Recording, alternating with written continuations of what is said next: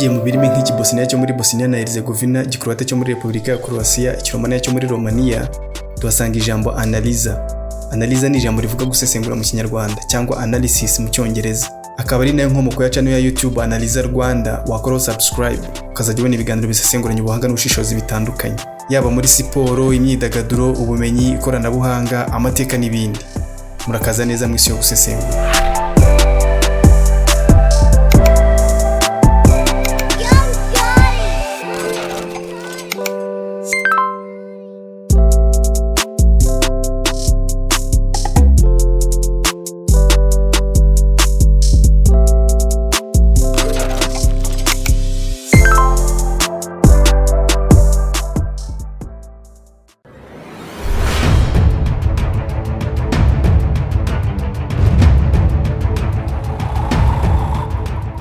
Umugabo w'ubwanwa bumeze nk'ubuteretse hejuru y'akanwa ke wakundaga kuba ameze nk'uwaneguye umureba.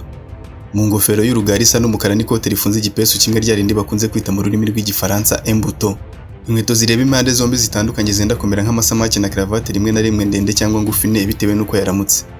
Agakunda no kugira inkoni yakundaga kwifotoranya yifashe mu mayunguyungu. Kimwe mu byo yari yihariye mu mikino ye ni ingendo. Uburyo yagendaga atambitse ibirenge kimwe kireba ibumoso ikindi kireba iburyo bihinnye kuri degree 45 buri kimwe. Akenshi wasangaga abana benshi iyo bamaraga kureba amashusho yatavuga wasangaga bashaka kwigana uko agenda. Ariko ugasanga kubw'imvugo y'iki gihe ngo ntawamumenyera, wasangaga koko ntawapfa kwigana iyo ngendo yuko yiboneye. Nkimara kuvuga no magambo natangiriyeho, benshi mu bakurikiranye amashusho ye bahise bamumenya. Ese waba nawe bamenye uwo ari we? Ariko kuko Analiza Rwanda duhari ku bwanyu, tugiye kubasesengura amwe mu mateka y'umugabo watumye benshi mu bagiye kumva iki kiganiro baseka kugeza aho amarira batemba mu maso kubera ibyishimo ari we Charlie Chaplin, twakunze kwita Sharilo. Tubahaye ikaze mu isi yo gusesengura.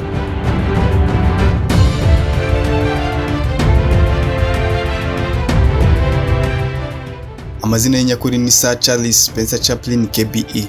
Ucyumva aya mazina ni koko ni amazina ye bwite, ariko hari nayo yahawe nka titre z'icyubahiro harimo nka Sir na KBE. Sir ni inyito y'icyubahiro yahabwaga umuntu wakoze igikorwa cy'indashyikirwa mu Bwongereza guturuka mu mwaka w'1297, ariko byamaze guhinduka nk'umuco w'Abongereza ko mu gihe runaka umuntu yakoze igikorwa cy'indashyikirwa umwamikazi w'Ubwongereza akaba ashobora kumuha iyo nyito ya Sir. Nk'abantu bakunda kureba umupira bazi witwa Sir Alex Ferguson, iyo Sir niyongere ku mazina ye ntayo yavukanye ahubwo yayihawe n'umwamikazi w'Ubwongereza. Ariko nk'uko wumva Dr. ni nako iyo nyito ihita ijya ku mazina bwite y'uwayihawe.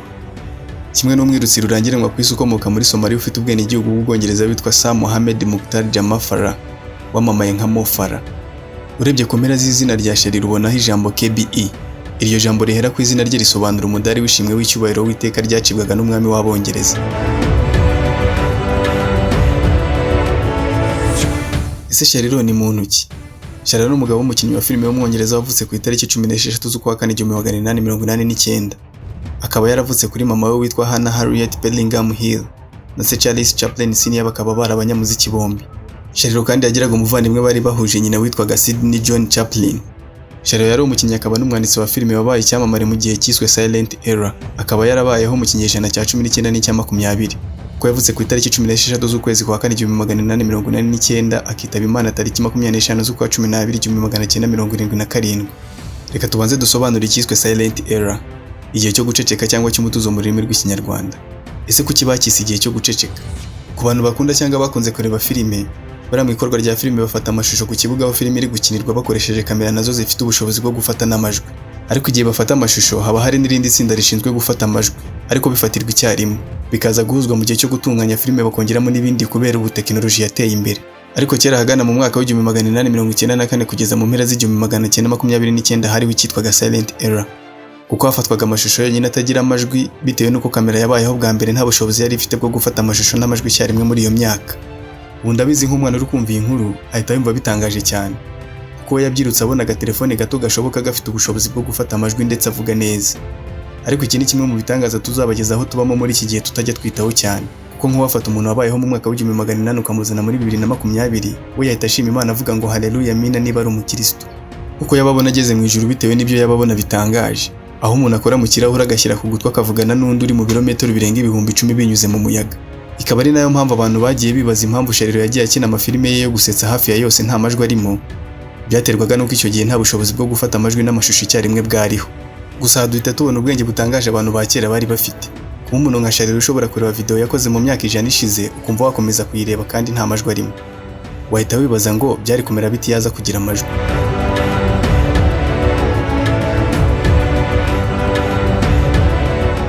Ariko icyo kibazo ntitwagitindaho kuko dufashe nk'urugero rw'umuntu ufite ubumuga bwo kutabona, usanga ibindi bice bye by'umubiri abikoresha cyane nk'aho ari amaso. Uko bishoboka ko iyo hatabaho icyiswe silent error tutari kubona neza ubuhanga bw'abagabo nka Sharilo. Ibi kugira ngo ubyumve neza uzarebe filime y'iki gihe yo gusetsa irimo amajwi, ubundi nurangiza wongere uyirebe uvanyemo amajwi, aho uzahita ubona neza ubuhanga bwo Sharilo yari afite kirya gihe. Tugaruke ku cyamamare cyacu Sharilo. Sharilo afatwa nk'umuntu w'ingenzi mu ruganda rwo gukina filime cyangwa itunganywa ryazo ku isi muri rusange bitewe n'igihe kingana n'imyaka 75 yamaze atunganya video zasetsaga imbaga. Reka dusubire mu buzima bwa Sharilo muri rusange. Sharilo mu bwana bwe ntiyigeze abona se. Iwabo bari abakene cyane kugeza aho ataruzuza imyaka 9 yoherejwe inshuro ebyiri mu cyitwaga workhouse. Aha hari ahantu hoherezwaga abantu batifashije aho bahabwaga icumbi bakanahahererwa icyo bakora. Mbega bavuga ko muri iki gihe baba bari mu cyiciro cya mbere cy'ubudehe yaza kuba yaratuye mu Rwanda. Sharilo afite imyaka 14 mama yoherejwe mu nzu y'abarwayi bo mu mutwe. Aho Sharilo yahise atangira ubuzima bwo kuzerera ari nacyo cyatumye atangira kuzajya aririmba nakora urwenya, azenguruka ahantu hagiye hatandukanye ashaka imibereho. Ari nabyo byatumye mu mwaka w'1914 ku myaka 19 asinya mu ikompanyi witwa Fred Kano. Ari nawe wamujyanye muri Amerika muri studio yitwa Keystone, ari naho yakuye abafana benshi. Izindi ngendo z'abastari bose yagiye aca mu mazu atunganya akanakora amafilime atandukanye nka Isane, Icyo na First National Corporation. Aho mu mwaka w'1918 nyuma gato y'intambara ya mbere y'isi yose yari icyamamare ku rwego rw'isi muri rusange, aho yari afite imyaka 29. Aha ni wakumva kuba icyamamare ku rwego rw'isi ku myaka 29 mu 1918. Ahatarabaga internet, ntihabe smartphone cyangwa imbuga nkoranyambaga kuko nta YouTube barebaga cyangwa ngo bakoreshe. Keretse kubwirwa n'undi muntu ko hari ikirori yari yitabiriye akabona y'umuntu witwa Charlie usetsa. Ubahanda byumva ushobora gushyira mu nyurabwenge yawe ukumva bitangaje. Ariko tutagiye kure, abenshi mu bari kumva iki kiganiro babayeho mbere y'umwaduko wa smartphone. Yewe na telefone zisanzwe igihe twari tutarazibona ngo buri umwe gira icyo twakita radio ngendanwa. Icyo gihe wasangaga umuntu ubusanzwe waryamaga saa 2 za nijoro yarategerezaga igihe kinamico igiramo.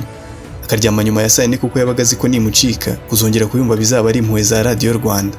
Mu mwaka w'1919 afatanyije na Mary Pickford, Douglas na Griffin bashinze ikompanyi ku giti cyabo itunganya filime yiswe United Artists. Byatumye noneho agira uburenganzira ku bihangano bye atifashishije andi ma studio.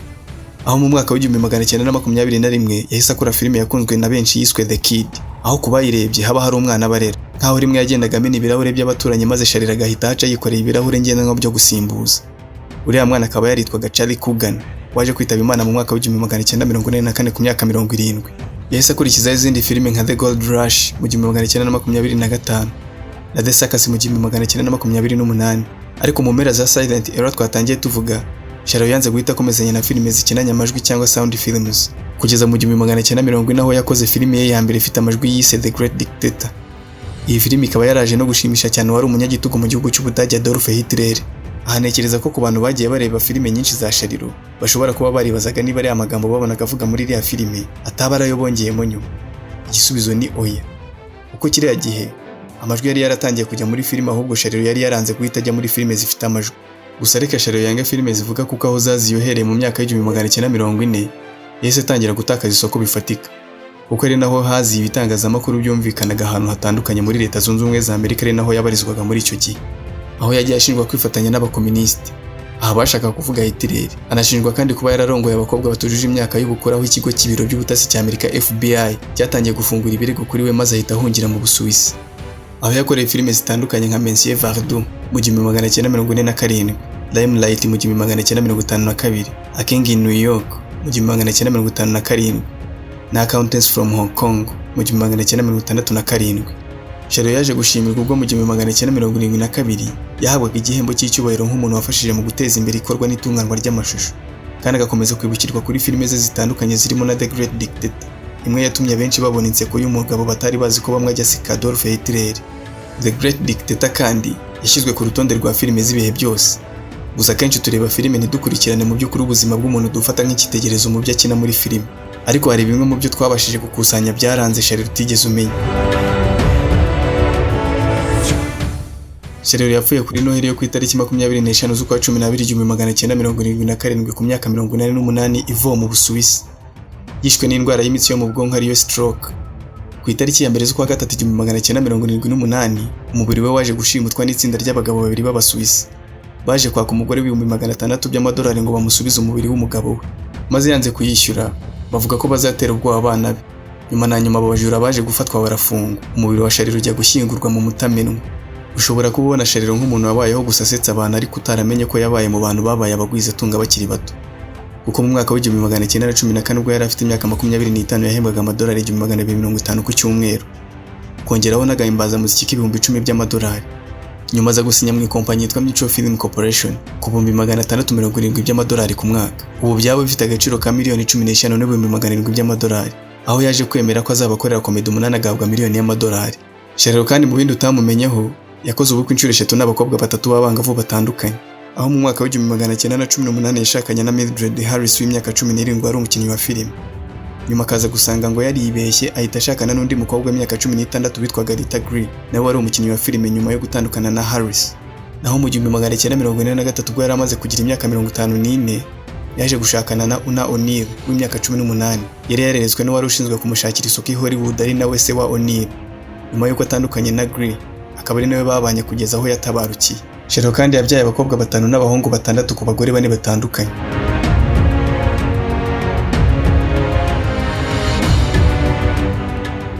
Aya akaba ari amwe mu makuru twari twabakusanyirije avuga kuri bimwe mu byaranze ubuzima bw'umugabo wabaye icyamamare mu rwenya ku isi Sharilo. Tukaba dukomeje kubashimira umusanzu n'ibitekerezo mukomeje guha Analiza Rwanda. Inakomeza kubasaba gukomeza kuyishyigikira mukanda like, mukora share na subscribe kuri Analiza Rwanda. Mwakoze kubana natwe. Muchas gracias.